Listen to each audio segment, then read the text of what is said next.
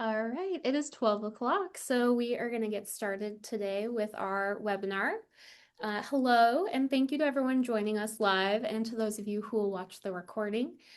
Thank you for joining us. My name is Sam Glazer Hewson, and I'm with the University of Minnesota Alumni Association. And I'm very excited to welcome you all today to our webinar, Refinancing 101. And this webinar today will feature Dane Larson, who is a wonderful partner to the Alumni Association, and he's joining us from Tradition Mortgage. A couple of housekeeping notes before I turn things over to Dane. Today's session will be recorded and it will be shared with all of those who registered and uploaded to our YouTube and Goldmine channels as well.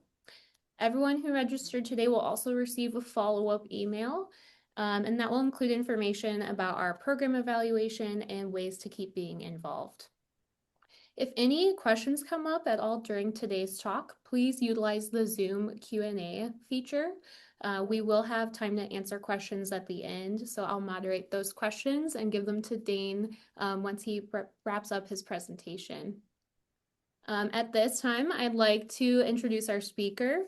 Dane is a mortgage expert at Tradition Mortgage, and we're excited to have him teach us a little bit more about refinancing today. So over to you, Dane. Sounds good. Thanks for the introduction, Sam. I will go ahead and share my screen here. Does that all look good? Yes, it looks like you are now sharing, so take it away. All right, sounds good. We'll go ahead and dive right in here.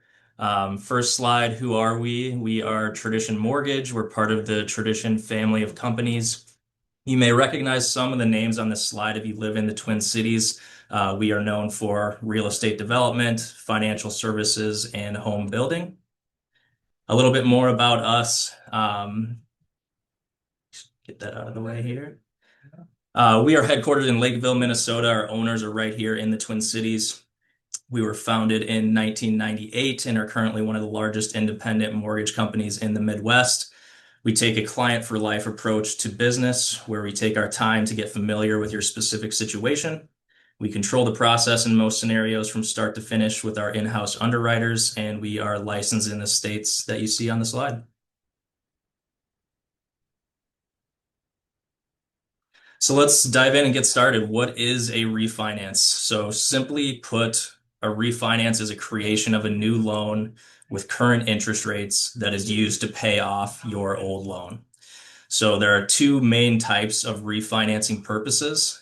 The most common is called a rate and term refinance, which is refinancing without pulling any additional cash out, besides potentially rolling in the closing costs to the loan. The second type would be a cash out refinance, where you replace your existing home loan with a new, larger loan and then take the difference out in cash. So, for example, if your payoff is $200,000 on your current mortgage and you refinance into a $260,000 mortgage, you receive $60,000 back in cash minus any applicable closing costs. You can also change your rate, term, or loan type as well through the refinance. So what are some common reasons people might refinance? Number one, probably the most common here is to reduce their interest rate and payment. Sometimes, depending on the situation, starting over at 30 years will actually save money and interest paid over the life of the loan if the decrease is substantial enough. Additionally, there's typically no prepayment penalties on our loan. So clients can pay the loan off sooner than 30 years if they wanted to with that lower interest rate, which would save them an interest paid over the life of the loan by a lot. If you don't want to start over at 30 years, I can tell you the payment you need to make to pay the new loan off in the same amount of time as you have left on your current loan. Another reason would be to change the term of the loan. So, for example, if someone has 20 years left, they can choose a 15-year fixed rate term to pay their loan off sooner and save in total interest paid. Changing from an adjustable rate mortgage into a fixed rate. I see this every so often when borrowers want a fixed rate Also removing PMI if you have or had less than 20% equity when you bought the home, but you now believe you have 20% equity, you can potentially remove PMI through the refinance. So a new appraisal will be done through the refinance, showing you the updated value of your home. That is according to the appraiser, and we'll obviously use that when building out your new mortgage. Finally, as we previously spoke about, some clients choose to refinance to take cash out from the equity of their home through a cash out refinance. This is typically done for things like home improvement or debt consolidation. So what impacts rates? There are many things that can have an impact, but these are the six that are most common. Number one, economic data. These are reports from the Fed that can cause rates to go up or down. For example, tomorrow there's a jobs report coming out that could have an impact on where rates go. Number two, inflationary pressure. We've seen the impact of inflation over the past few years, which has pushed rates up. Number three, whether the stock market rises or falls can have an impact on rates. Number four, the Federal Reserve. For example, if the government buys bonds, rates typically go down. Geopolitics, another country's economy can impact rates, along with other global events. As an example, rates can drop with a natural disaster. Um, so what interest rate is Tradition Mortgage offering? It totally depends on a lot of different factors, and each situation is different. I'd love to give you a direct answer here, but unfortunately, it's just not that simple. So I'll go through how we determine what interest rate to offer you. So your credit score is one of the biggest drivers. Usually, higher credit results in lower rates, lower PMI if applicable, and better pricing adjustments. Your loan to value ratio, which is how much you're borrowing compared to the home's appraised value. More equity usually means better rates. Your property type, whether it's a single family home, condo, or townhome, whether it's your primary residence, second home, or investment property. The loan purpose, cash out refinance versus rate and term refinances. The loan size, market conditions, and how much you want to pay in closing costs can impact it as well. For example, I can usually give a credit towards some or all of the closing costs if you take a rate that is higher than the market rate. You can also get a lower than market rate by paying points, which are just extra fees to bring the rate down. So I will give you multiple options prior to you deciding what option you want to go with to make sure you're comfortable with the specific product that we choose. If you are in the high sixes or into the sevens on a 30-year term, I'd highly recommend reaching out to me right now to take a look at your options. If you're lower than that, I'd still recommend reaching out to make a game plan for locking in if they do drop a bit more in the future. You can reach out to me for a no cost, no obligation quote specific to your scenario at Dane, D-A-N-E dot Larson, Larson at traditionllc.com. Continuing on here, how much are closing costs? Again, there isn't a one size fits all number here because closing costs are tied to your loan amount, your state, and specific third parties like the title company and appraiser. The rate that you choose can also impact the costs. Market rates come with standard closing costs. We can decrease the rate and charge you points, which again are extra fees to get the rate below market level. We can usually also increase the interest rate slightly and give you a credit towards some or all of the closing costs, which is a very common scenario if you think rates will continue to decline over the coming years. And you can always refinance again in the future if it makes financial sense to do so.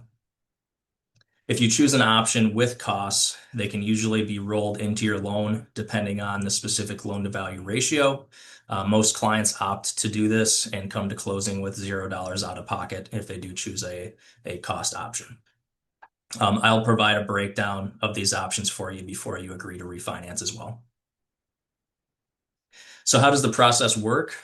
First, I'll provide you with a rate quote based upon the following information you provide to me, which I'll email you this, but it'll be current loan size, approximate appraisal value, approximate credit score, property type, that's a condo, single family home, townhome, and your desired term, such as a 30-year fixed or 15-year fixed interest rate. If you think it's advantageous to refinance, which I can help you determine the answer to, the next step is to fill out an application. I'll send you the link to apply, or you can go to my website, dane-larson.com, and click apply now. Once the application is complete and credit is pulled, I'm able to lock in the interest rate for you from there. Then we'll order the appraisal and determine the current value of your home. Once the appraisal is complete and your income and or asset documents are collected, we will send your loan to underwriting for official approval. Once approved, we can go ahead and schedule closing. So the process from start to finish typically takes around 30 days to fully complete. We'll basically hold your hand and guide you from start to finish, making it as smooth as possible for you. So locking in your interest rate, how do we lock in a rate? First of all, what does locking in a rate mean? A mortgage rate lock secures or locks in a certain interest rate for a specific amount of time while you wait for the loan to be approved. For example, if we do a 45-day rate lock, we have 45 days to complete the refinance. How do you lock in an interest rate? After I quote your options, you'll need to email me permission to go ahead and lock in your rate. Does a rate lock expire? You must close within the specific lock time frame we initially locked in with. For refinances, those are typically 30 days, 45 days, or 60 days. The longer the lock period is, it's typical that rates are slightly worse the longer that you go. So what do I need documentation wise to refinance? Again, this is situational, but here are the most common ones. We have bank statements. If you're needing to bring any cash to closing, for example, if you did not want to roll in your closing costs, you would need to provide bank statements, usually the past 2 months. W-2 forms, that would be your most recent 2 years of W-2s.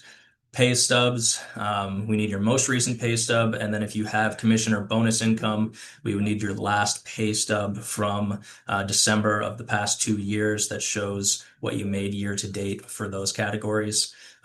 Tax returns, these are needed if you're self-employed and or have rental properties, and again, just other items that are specific to your loan scenario. So when does refinancing not make sense?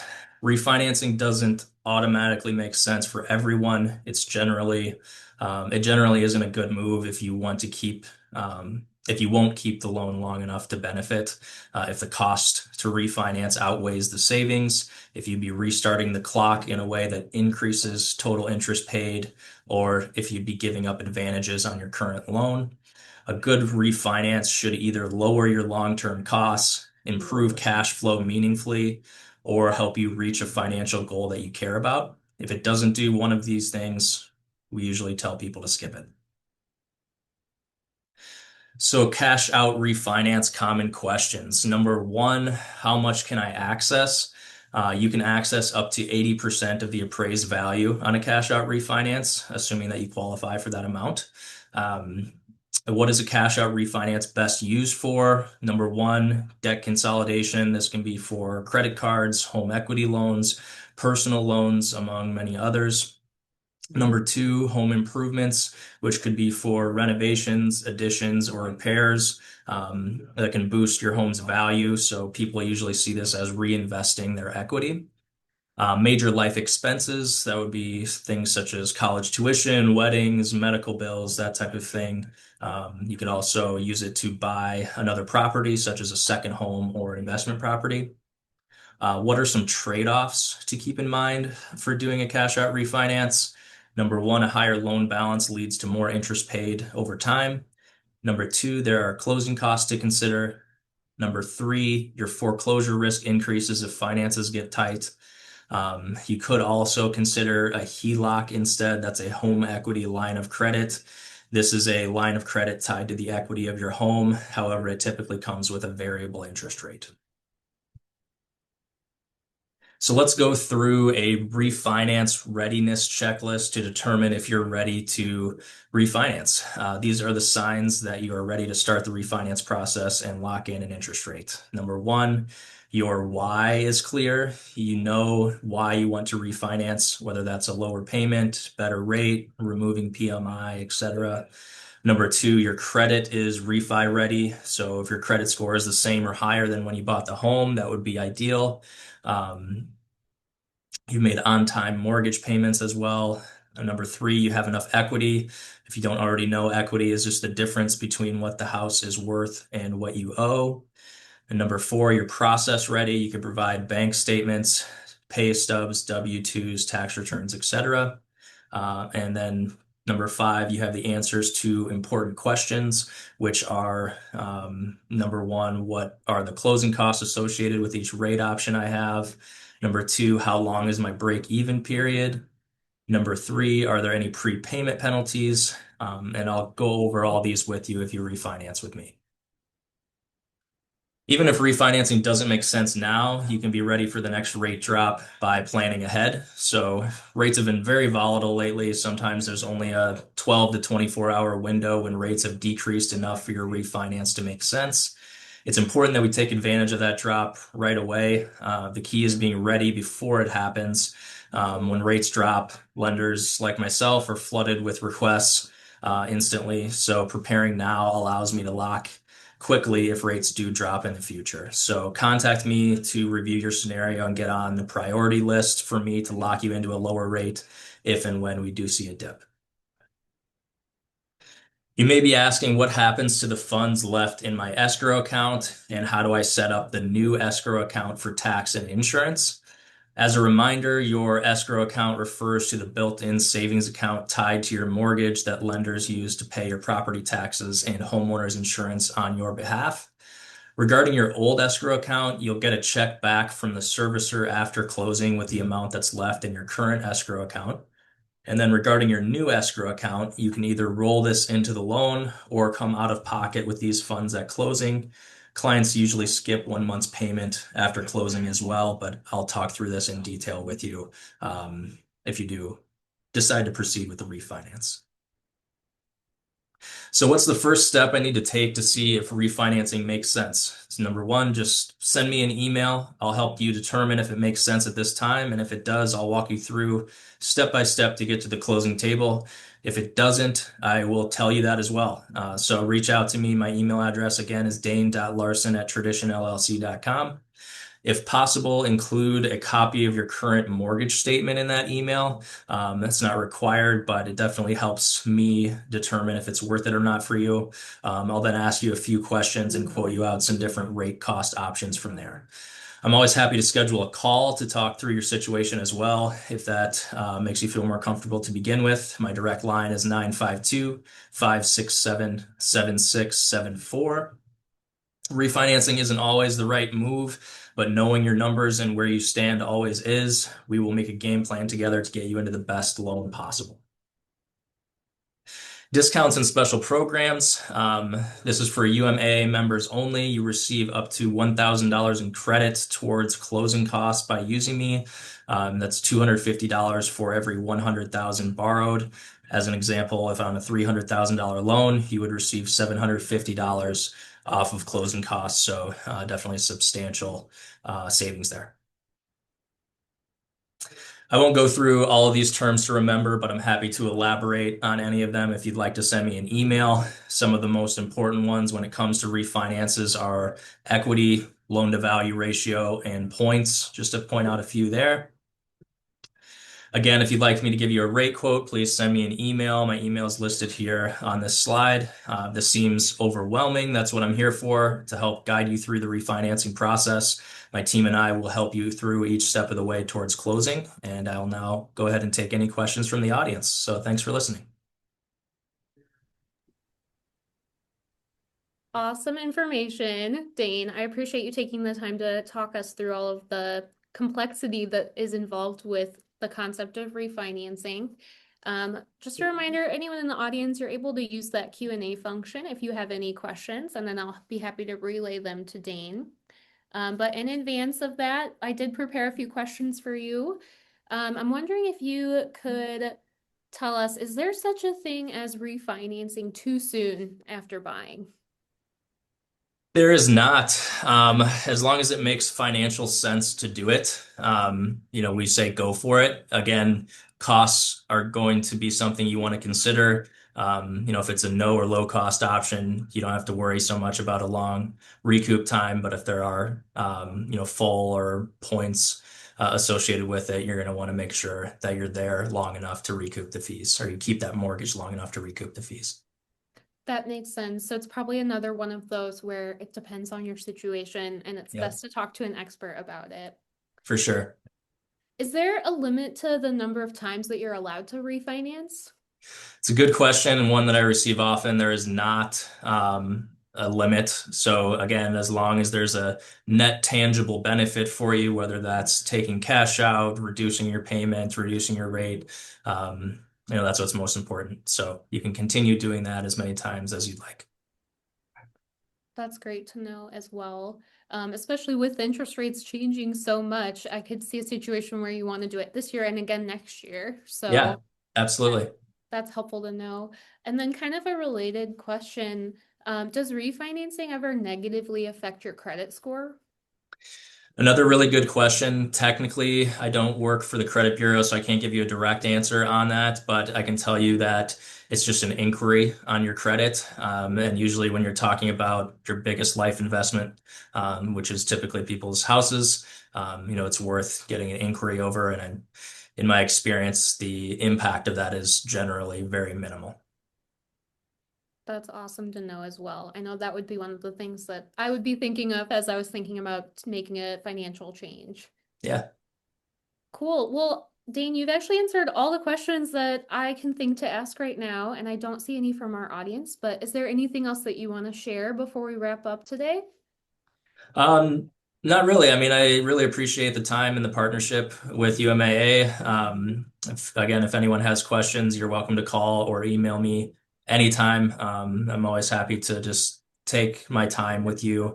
We're a smaller company, so we pride ourselves in just making sure every client is comfortable with the decision that they make. So, we'd love to talk to you. That's awesome to hear. We did get one question from the audience as you were just saying that. It's referencing another specific company. So I'm curious, do you ever rate match to other companies or how do your rates tend to compare? Yeah, for sure. So that is something that we can look at doing. We would just need something in writing stating what you're receiving. I would take it to my pricing desk to see if that's something that we can go ahead and match or beat. Awesome. Great. Okay, well, let me pull up my share screen really quick here so I can do our little housekeeping notes. Sure.